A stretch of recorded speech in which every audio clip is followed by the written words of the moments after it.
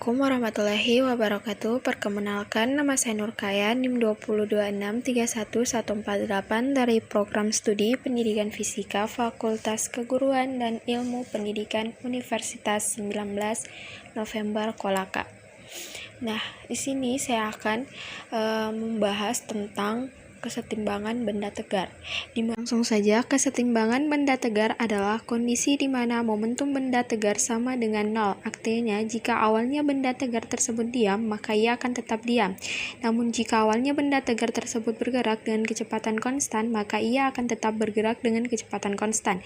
Sedangkan benda tegar sendiri adalah benda yang bentuknya akan selalu tetap sekalipun dikenakan gaya. Jadi, sekalipun dia bergerak, translasi atau rotasi, bentuknya tidak akan berubah. Contohnya meja, kursi, dan bola. Lanjut, perlu diperhatikan bahwa momentum terbagi menjadi dua, yaitu momentum linear dan momentum angular. Pertama-tama kita meninjau momentum linear, P sama dengan 0. Momentum linear dan impuls dihubungkan oleh persamaan sigma F dikali delta T sama dengan delta P. Dapat juga ditulis menjadi sigma F sama dengan delta P per delta T. Karena P konstan, maka akibatnya delta P sama dengan 0, sehingga sigma F sama dengan 0. Kemudian, dengan cara yang sama, kita meninjau momentum angular R. Momentum angular angular dan impuls angular dihubungkan oleh persamaan delta torsi dikali delta T sama dengan delta L, atau dapat juga ditulis menjadi sigma torsi sama dengan delta T per delta L.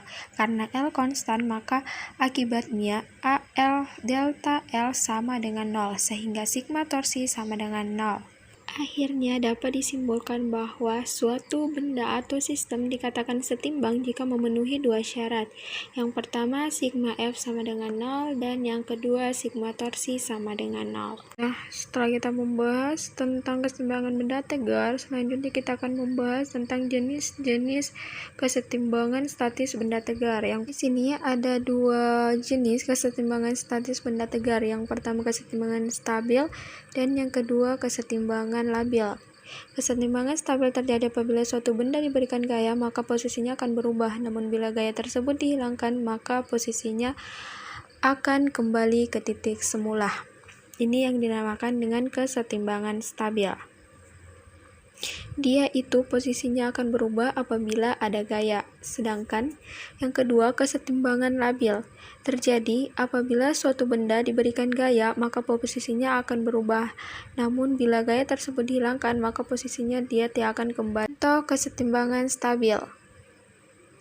Di sini ada gambar yang menjelaskan tentang kelereng di atas mangkok seperdua lingkaran. Ketika kelereng diberi gangguan atau gaya sehingga posisinya menjadi naik, namun ketika gaya tersebut dihilangkan, maka posisi kelereng akan kembali ke dasar mangkok. Ini dia contoh kesetimbangan stabil. Contoh kesetimbangan labil.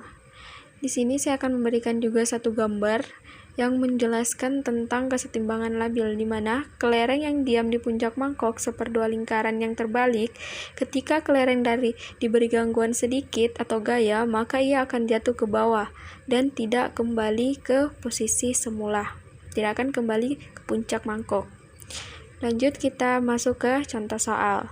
Di sini ada dinding dan lantai tangga yang sandarkan ke dinding. Sebuah tangga homogen dengan panjang L diam bersandar pada tembok yang licin di atas lantai yang kasar dengan koefisien gesekan statis antara lantai dan tangga adalah M. Jika tangga membentuk sudut theta tepat saat akan tergelincir, besar sudut theta adalah. Nah, di sini yang ditanyakan adalah besar sudut theta. Kan di sini tangga disandarkan pada dinding, sehingga akan membentuk segitiga siku-siku dan membentuk sudut theta. Ya, di sini pembahasan kalimat tepat saat akan tergelincir bermakna bahwa tangga masih dalam kondisi setimbang, sehingga sigma F sama dengan 0, NL kurang MG sama dengan 0. NL sama dengan M kali G. Torsi D sama dengan 0. Akan lebih mudah jika mengambil acuan rotasi adalah titik D atau titik kontak antara ujung tangga dan dinding. Sehingga NL dikali L cos theta dikurang Fs dikali L sin theta dikurang MG L per 2 cos theta sama dengan 0. NL dikali L cos theta sama dengan mu dikali NL dikali L sin theta dikurang MG L per 2 cos theta. Sehingga cos theta dikurang nu sin theta dikurang 1/2 cos theta sama dengan 0, menghasilkan cos theta per 2 dikurang nu sin theta sama dengan 0. Sehingga cos theta per 2 sama dengan nu sin theta. Hasilnya 1/2 nu sama dengan sin theta per cos theta.